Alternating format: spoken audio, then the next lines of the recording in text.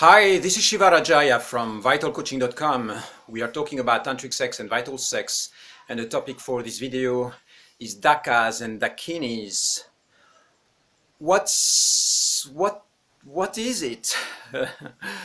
You know, when we come to that topic, which is sexual service, sexually helping, sexual healing, there is again lots of taboos and shadows, and my aim here in this video is to consciously go and explore and start opening up, bringing to the surface some ideas and some practices which are out there, so that we can consciously talk about it and reflect on it and see who is in, who is out, who likes it, who doesn't like it, what is the whole scene about that. So a Dakini, the way it is understood right now in the world very often, is going to be a woman who is going to be a sexual healer or a sexual activator. Very often it's not even about healing, it's just about giving pleasure.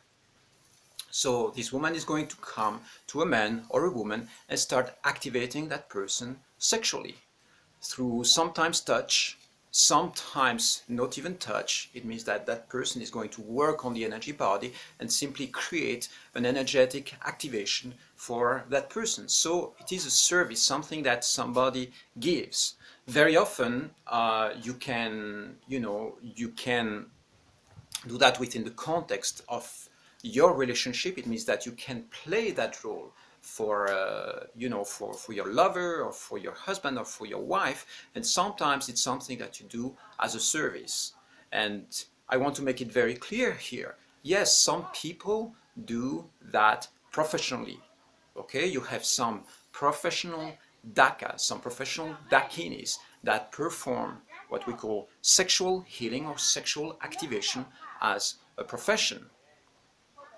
So again, here is another edge which is important. It is that there is a merging here between prostitution and the word of Dakas and Dakinis. Very often when you talk about Dakas and Dakinis, you might even use the term of sacred prostitution.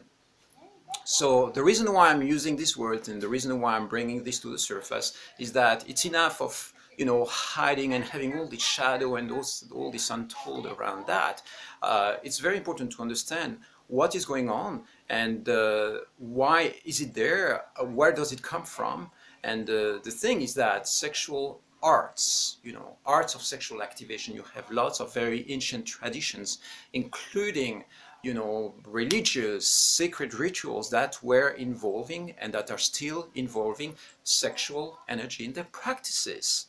It's not something that is strange, it's not weird, it's not mainstream, it's not within the Christian system, and it's not within the main Muslim or Buddhist systems, but it's very much present there in the background. And you would be surprised to hear about certain maybe Buddhist practices that do involve sexual activation.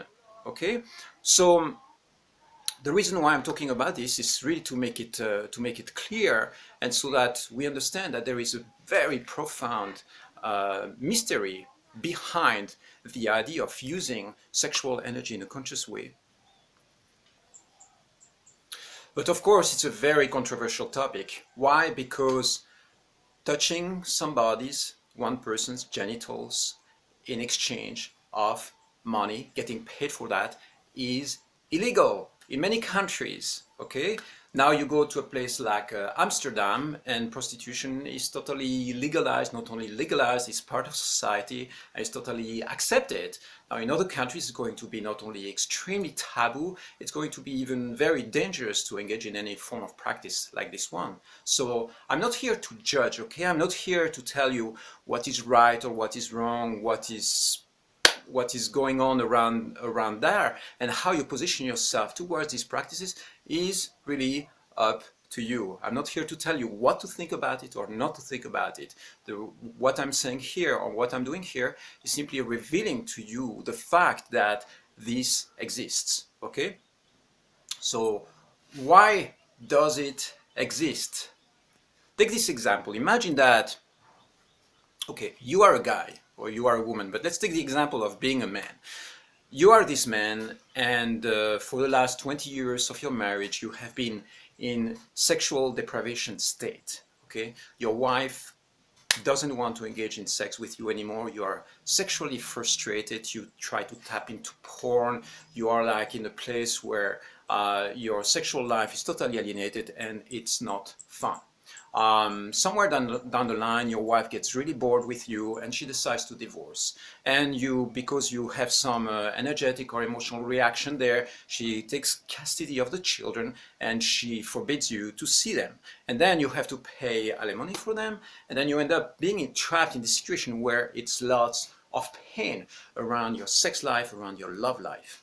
Okay, so imagine that this is a situation, it's not that unusual. You are taken to court, you have to pay lots of money, you cannot see your children, your wife hates you. That's a situation that is common to thousands, maybe millions of men on this planet. It happens a lot. Okay, so imagine that you are a guy and you're in this position of incredible pain.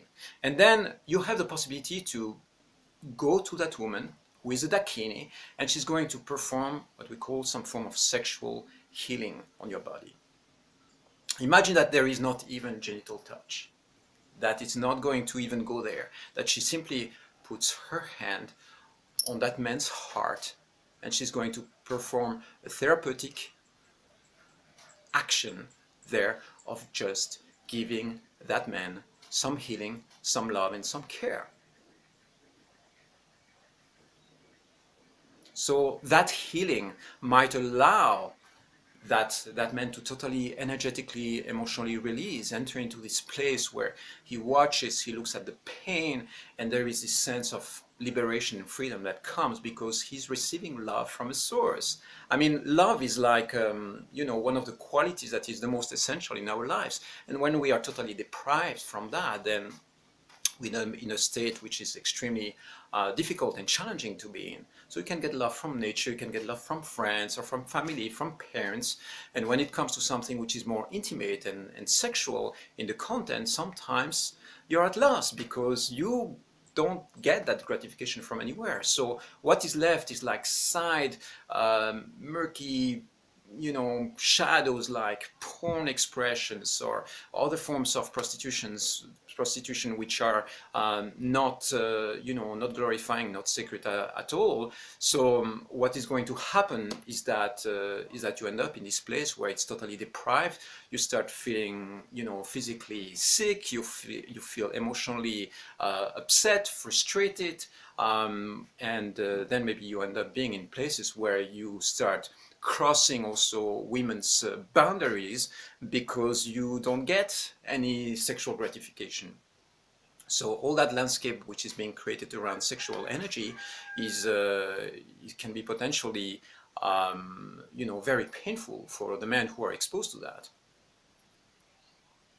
And of course, if you're a woman, you can be exposed to exact same dynamics. You can be frustrated, sexually frustrated with a man who is not giving you any form of sexual gratification, and then you spend the next 20 years of your life just being in this sense of being sensually deprived from touch and from sexual activation. So you feel like your erotic self is dying inside of you with all the possible consequences. You start overeating, you enter into self-destructive patterns, and eventually your children hate you because you are not showing up for them. It's like you can have lots of patterns that express themselves precisely because there is lack of sexual gratification, lack of sexual energy coming into your existence. So when suddenly you have people like Dakas and Dakinis. Daka is the male version, Dakini is the female version, that can come into your life and really bring a sense of beauty, love and harmony and healing and sexual activation to your life. Then that might be the thing that is going to be the healing power and the energy that is going to rescue you from feeling miserable for the rest of your life. So this is the context in which it can happen.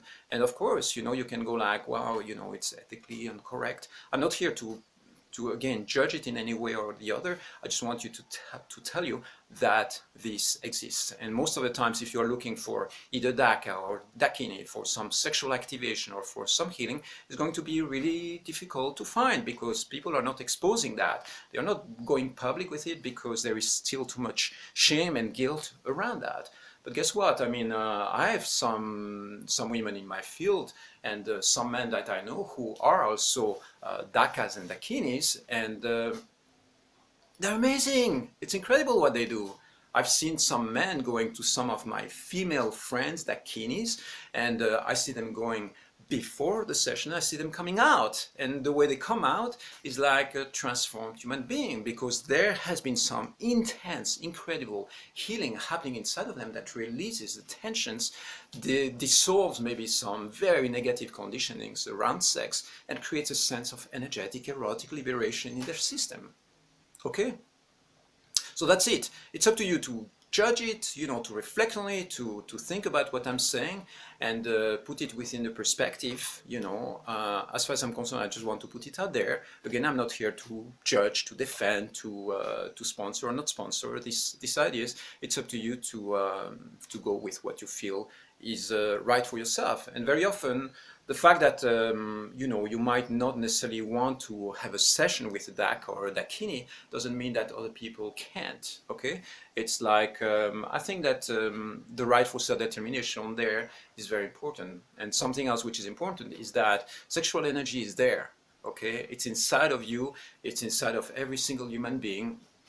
And if we don't have a system or a way of harmonizing these energies, eventually it turns into this very dark, constricted, you know, locked-in energy that is not flowing, blossoming, and expressing itself in the most beautiful ways. So having actually a space where you can activate and blossom it and bring it to the surface might be one of the greatest gifts that you might receive in your existence. Seriously.